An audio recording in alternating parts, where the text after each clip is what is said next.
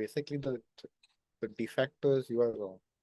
So don't give your opinion, don't have an opinion, just go with what others are saying. So when suddenly you are doing the opposite in a sense, that you are listening to yourself, you're having an opinion, you keep there's that second voice in your head saying that don't trust that voice. And the work to do is to stop listening to that second voice completely and saying, I trust, even if this turns out to be wrong, I trust that I will find a way to keep moving forward after the mistake. Really dumb reference, but have you ever seen the film Runaway Bride with Julia Roberts? Right, there's a scene where she at the end has to figure out what kind of eggs she likes to eat, because she realizes that her entire life her personality has been, I'll just eat eggs the way that you like your eggs. Whatever relationship she's in, it's that whole trope of like when someone morphs into whoever they're with in a relationship, Yeah. they take on their personality. And so now it's for like the first time that I'm really asking myself, what kind of eggs do I like? Welcome back to season 2 of the Infinite Zero Experience with Liis and me, Tio. Um, Today we are just exploring what feels different in the 9 months since we recorded our last episode, because we both feel very disconnected from the, the people we used to be when we were recording the last episode, because a lot has changed, a lot has shifted. And it's not disconnected. Maybe that's not the best word, but it just feels like it's another life or another person. So we are exploring today what feels different in the last 9 months. I can say for me on the surface, there's also been a lot of shift. I stopped working uh in the retreats which I was doing for 8 years. So I was apprenticing for 8 years in the retreats. I stopped that in February. I got into a relationship after 13 years. So that's again a big shift. That went from just being in a relation, just being single, to being in a relationship, to living together, and a whole lot more. So, like, pretty much being a family. It's like that's what a whole lot more means. But it's like we are the two of us living with 3 dogs, which feels very much like a family. So going from the bachelor life, so to speak, or a single life, to being a family man with 5. And I wasn't really single, or like, I already had the 3 dogs, and that did feel like a family, but it did not feel like the kind of family it is now with a partner. That gives it a whole different dynamic. And you know, after 13 years to experience that for the first time, even 13 years back, it was not that I was living with my then partner. It was just a teenage romance, which was a long relationship. Or that also was like a 4-year relationship, but at the same time, it's like living together, even if it's just been 2 months, is a whole different dynamic when it comes to sharing responsibility. And just like after 13 years, to trust someone in that way, to be intimate and vulnerable, and it's opened up a lot. So that's just the last 2 months out of the last 9 months, and obviously a lot has happened in the last 9 months, which makes it feel like many lifetimes away, not just one lifetime for me. Yeah, it's really interesting. As you were saying that, it occurred to me that I'm having sort of the slight kind of opposite moment in my life right now, only in the last couple of months, in that all my, I feel like your journey has been one of like coming into, you're sharing your life now with other people, and I'm sort of feeling more distant with like my closest relationships, at least in the last couple of months. It feels like every single really um deep connection relationship is slightly being, I don't even know if the word is like it's just shifting. It's shifting dramatically, and like for instance, my best friend is like days away from giving birth, and that doesn't mean that we're not going to be close anymore by any means, but it's just going to be a completely different dynamic for our friendship at the same time through a different lens. And I'm going through situations with my family members that are I feel more it's individuating. That's the word. Yeah, exactly. I'm realizing how enmeshed I have been in my relationships with everybody, with my family, with my partner, with my friends. And I'm figuring out what it's like to just be me, like Mhm. just individual. Yeah, something like that. And that's exactly what I meant by you're creating space for yourself, because that's how people are when they enmeshes, they don't have any space for themselves and they think Mm. it's only about connecting with others. Like we are not talking about that level. We are talking about the deeper level where you can maintain connections, but you're not maintaining connections with people who want to take your space or who are demanding things of you, or it's about pleasing them. It's like those are the connections that are being let go. And that is what is creating space for you. Yeah, I keep thinking about this.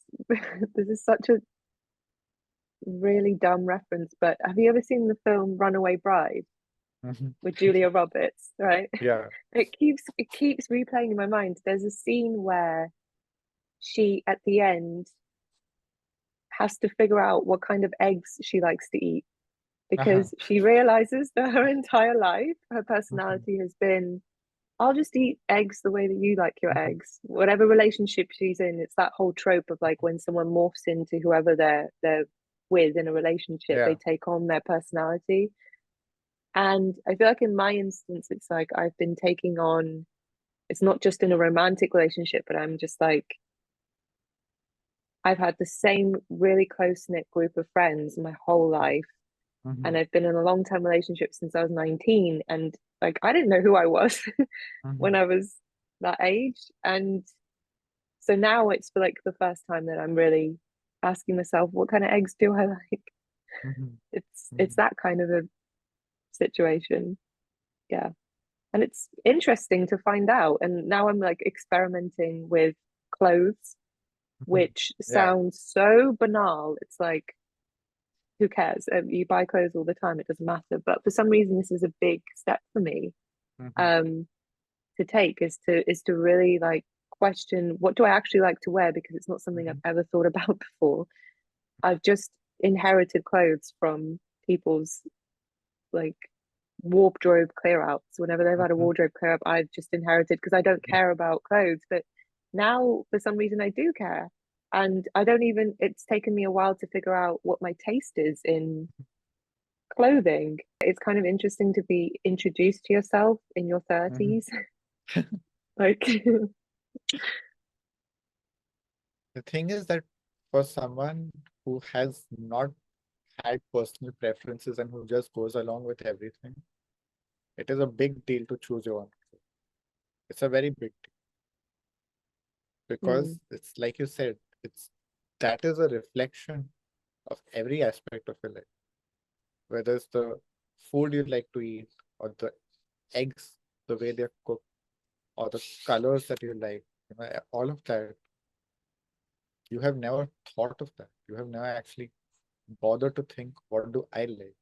It's always been about accepting what others like, and I will just say yes to them. So when for the first time you are asked, what do you want? It's like, what do you mean? And then maybe, yeah, go ahead. sorry, I didn't mean to interrupt you, but you just got me thinking like maybe part of why people sometimes don't investigate these minor things is that it's kind of terrifying to be confronted with not knowing yourself. And so when people do ask you these small things and you realize there's like a moment of shock almost or terror at being like, I have no idea. and it's so much easier to just say whatever. I'm low maintenance. Like that's also something that I really liked about my old self, was that I could package it up and being like, look how easy I am to be with, and I'm so low maintenance, and there's no drama because I'll just go along with whatever is convenient for you, that kind of thing. So yeah, carry on. What were you going to I feel like you're talking to a lot of people, right? In say? a lot of people People can pleasers. yeah, a lot Yeah. of people can connect with that, and it's not even if you identify yourself as a people pleaser or not. In so many areas of our life, we are doing. Whenever we feel like we are out of place, we are insecure, we end up going along with what what others think is the right thing to do or the better thing to do or their taste. And it's without realizing that it's because you're feeling insecure. It can happen in so many areas. Like for me, for example, I used to have this. So I want to talk about it from a slightly different perspective, walking back a bit, because I'm at the other end of the spectrum. I was earlier, I was very rebellious. So even though I was choosing my own style, I was not really choosing my own style because I was just choosing the opposite of what everyone wants. So in that also there is no freedom. You are going along with what everyone wants. I'm doing the opposite of what everyone. And I'm not actually choosing. I'm just doing the opposite. That's not a choice. It's compulsive. And it took me a while to realize that the rebellion was just like, pushing me into that box of I'm just doing the opposite and it's not really what I want, because many times people are doing things that I do want to do. And I'm just rebelling because that's become my identity, that I'm a rebel.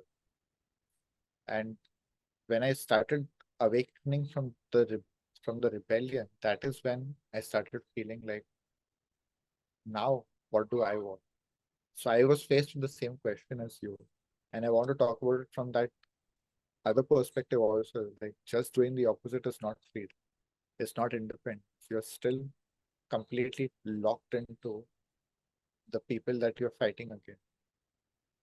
And now I'm on the other side in the sense that I have fully individuated and I've been individuated for many years now, where I have been choosing my own style, my own thoughts, my own beliefs, everything.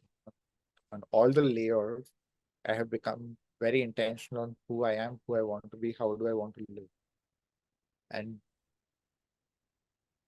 again, like what is happening now for me is very interesting because now, like you said, I'm sharing my life with someone.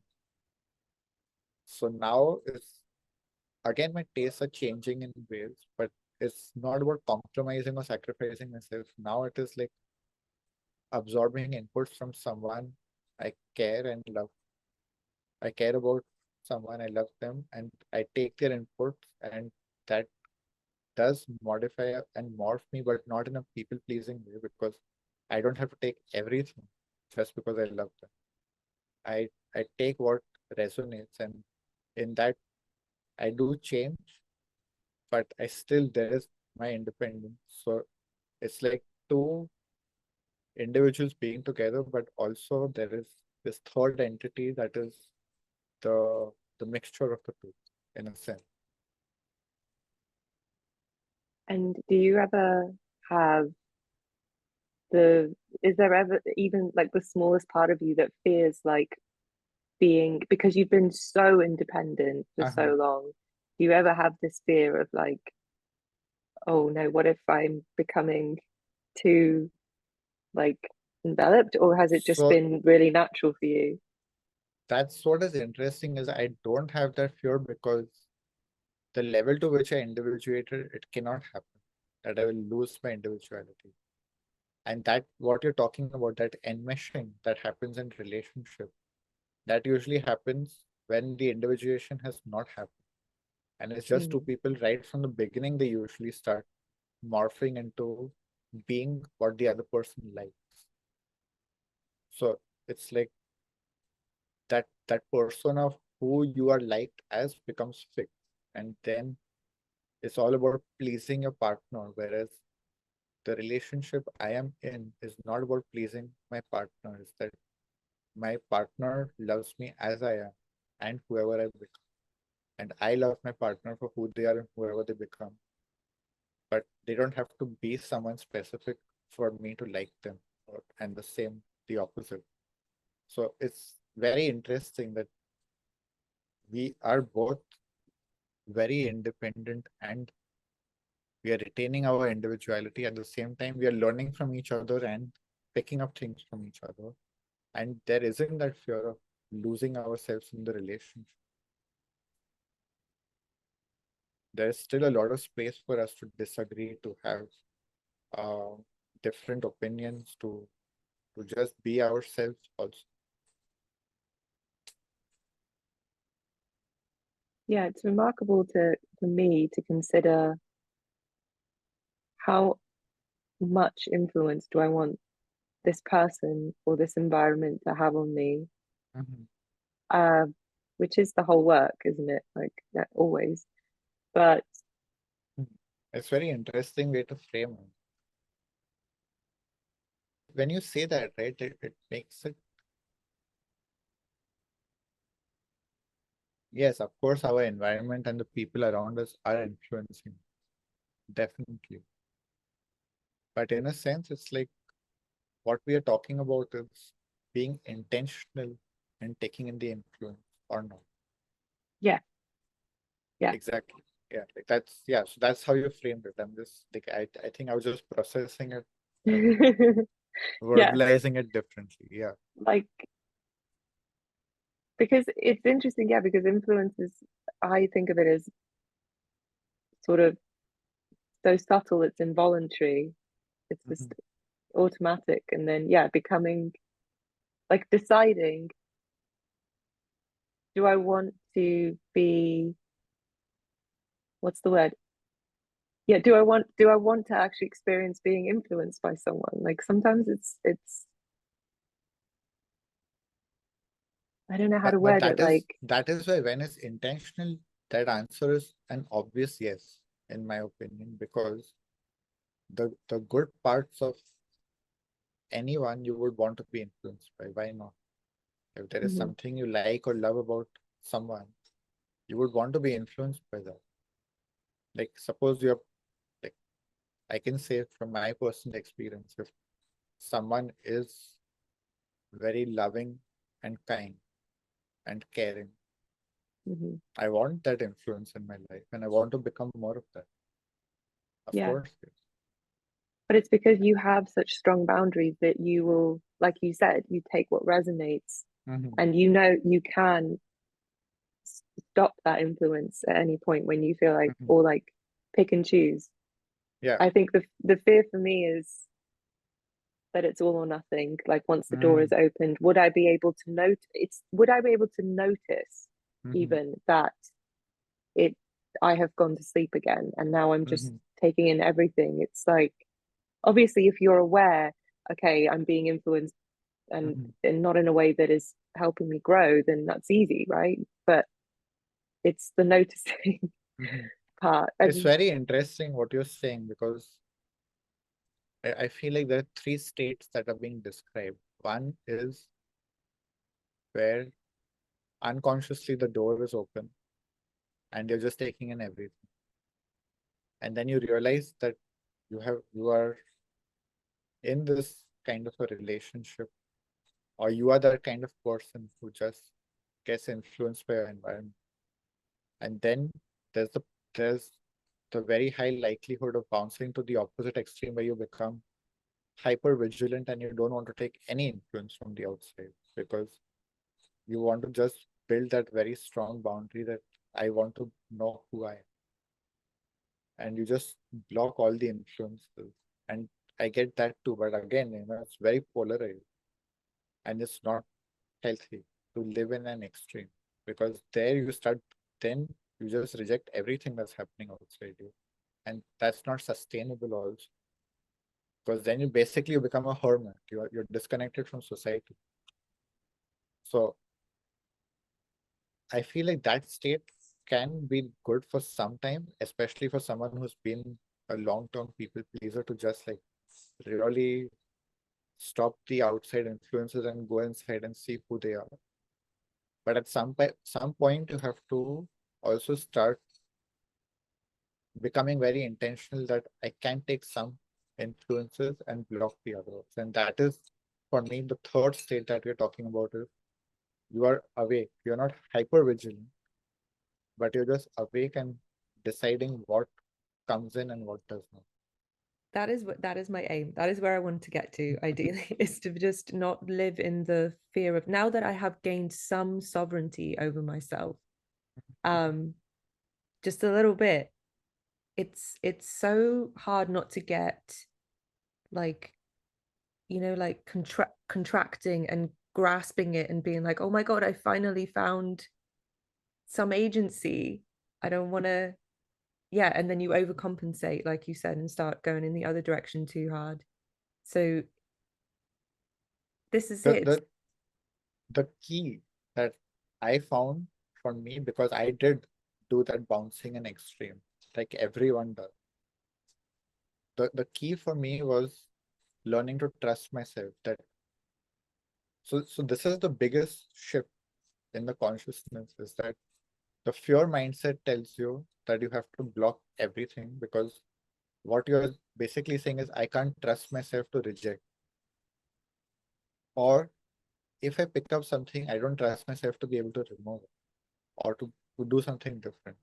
So the biggest shift for me was trusting myself that even if I do pick up a bad influence, I can correct it whenever I wake up and realize that this is not who I want to be. So I give myself permission to to fall asleep once in a while, to be imperfect. And then if something happens, I will wake up. I know I will wake up. I trust myself that someday I will realize that this is not helping me and I'm going to stop doing that. And for me, that is much more natural and organic instead of this very compulsive way of blocking everything and being this perfectionist that I have to always be myself. And like, when we let the walls down, we also realize that there are so many things that we can learn from others. And the learning process involves some pain, it involves falling down, it involves making mistakes. And to give ourselves space to be human in that sense. Yeah, when you just said to trust yourself, Mhm. oh, I don't know how to word this other than it felt like I was just stepping into a warm bath. It was that feeling of like like instantly I was like, oh, of course. It's like a relaxing kind of thing. And um I read I've heard this quote going around, but I have no idea who said it, but it said that, and it's so obvious, but it's like, to trust in yourself is the highest form of compassion that you could give yourself. It's just to allow yourself that leap of faith. And it's so scary. And it feels to me so much more frightening to trust myself than to trust somebody else. Like, it doesn't matter what situation, but it feels somehow easier to trust another person, even if I don't know them and they're very likely to, I don't know, let me down in some way, than it is to just trust myself. And yeah, so when you said that, I was like, of course, that's the key, is that you won't get it right, and that's okay, and you will just keep picking yourself up, and that's how you learn to be in the middle, etc. The, the the trust is in the fact that I can figure it out eventually. Like, I will pick up teachings from here, I'll pick up teachings from there, I'll pick up bad habits from here, pick up bad habits from there. But that is the process. And Yeah. I will just go through it. And I will trust that I will get through it. And I don't need to be in this paranoid mindset of, oh, what if I do the wrong thing? You will do the wrong thing even when you're paranoid. So it doesn't matter. Like, even being in that hyper vigilant paranoid state, you will still make mistakes. The only difference will be, in that state, you will criticize yourself, you will guilt trip yourself, you will shame yourself, and you will accept that from others too. And when you start trusting yourself, you start having, like you said, compassion and being like, okay, I made a mistake. I trusted the wrong person. I took bad advice. I did something I thought was the right thing, but it wasn't. I did all of that, but it's okay. I learn and I move on. It really comes down to simplifying things and living from that simple place of like, it's okay. I don't need all this complicated techniques and all of that. It's just like, let me just simply keep moving through life. Live your life, man. Like it's Yes. just you just let yourself live.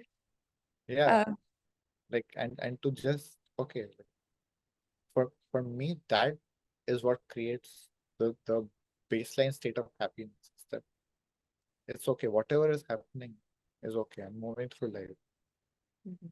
But of course, like, it's not always been this way. And I have been in very shit conditions internally or externally. And of course, life doesn't seem okay on the surface. But the stage that we are talking about right now is a different stage from that. And I'm not talking about, not everyone is at this level, not everyone is at this stage. But for the people who are listening, who are in this people pleaser mindset, it's like give yourself permission to trust yourself and make mistakes, and it will eventually you will just realize that this is what it means to be you. Is that is you. Is I'm trusting myself. Mhm. And I suppose with that too, trust that you will actually learn from the experiences. So it's not just about fearing bad things happening, but understanding that you will learn, you will progress. There will still be progression. It will get better.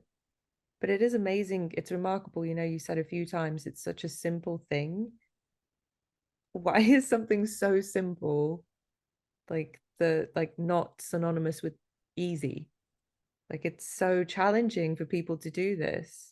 Because like that is the biggest thing of people pleasers, is that this, when we are in that state, there's a lot of insecurity. That the whole programming is that you can't trust yourself. Someone else knows better than you. You have to trust others. They know the right thing. They know the better thing. Mm, So listen to others. You are wrong. Basically, the de facto is you are wrong. So don't give your opinion. Don't have an opinion. Just go with what others are saying. So when suddenly you are doing the opposite, in a sense that you are listening to yourself, you're having an opinion. You keep There's that second voice in your head saying that don't trust that voice. And the work to do is to stop listening to that second voice completely and saying, I trust, even if this turns out to be wrong, I trust that I will find a way to keep moving forward after the mistake. I will keep moving forward after I fail or fall or whatever. So I trust that I will be able to get up and keep going. So instead of listening to that critic and saying, you are wrong, this is not the right way to do things, fuck that. I don't care if it's not the right way to do things. I will do it anyway. This is my way to do things. So I think again the shift is going from the right way of doing things to my way of doing. it's so interesting as you were describing that. I just visualized myself being, it's like I'm repeating this toddler phase, right? When um when they just it doesn't to them it doesn't matter. It doesn't matter. Like they're gonna hurt themselves, they're gonna do something that's dangerous, whatever. They're just like, I just want to do it my way. Like it's important for them to do it their way. They just don't want to be told what to do for once. And that's what I feel like I'm But I experiencing. think it's especially in those stages of life where the people pleaser is created, when you want to do things your way, but you're constantly told that that is wrong and this is the right way to do things. And you keep getting that external correction, and eventually you just lose the trust in yourself that you know how to do something.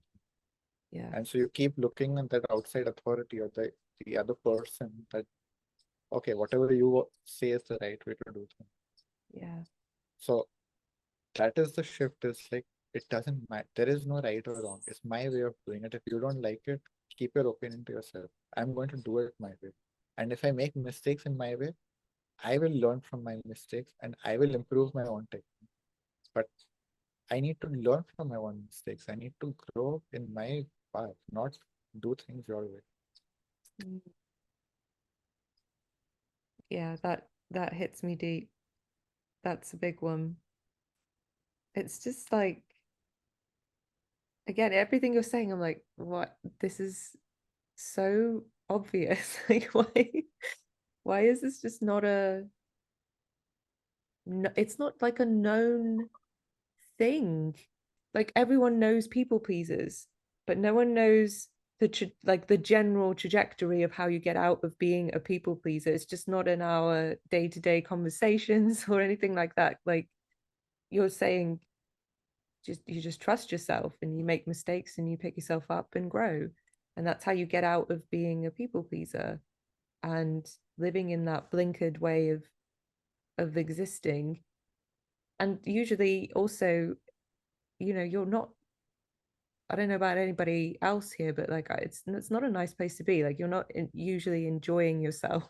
You don't feel fully Course alive not. when you're just No. living to meet other people's expectations. So it's like, why is it It's not a natural thing in us to like want to trust ourselves? But yeah, like you were saying, the no, program I is think, so yeah, strong. the natural thing is to trust ourselves, but we are deprogrammed from that and programmed into not trusting ourselves. So the natural thing is to trust yourself. And that is what you return to when you do this kind of work. And this is obviously this is the insight. What we are discussing right now is the insight. And then is the everyday practice of trusting yourself, of asking yourself, how do I want to do this? And doing it and making those mistakes and getting up after that. That is actually doing it is the work. It's not just I Yeah. had this aha moment and then what? No, then you keep practicing. So this is what we are doing in our groups. Like when we are talking about all of this, this is a practice. Is we have the insight, now it's about applying it in our everyday life. It's interesting. One of the ideas, podcast ideas that I was chewing over was the topic of confidence. Mhm. Like it's something almost everyone in the world says they want more of, right? Mhm. Like why would you not want more confidence? Mhm. And I was going to talk to you about like where do you think, it's like does confidence arise from the experience you have in a certain topic?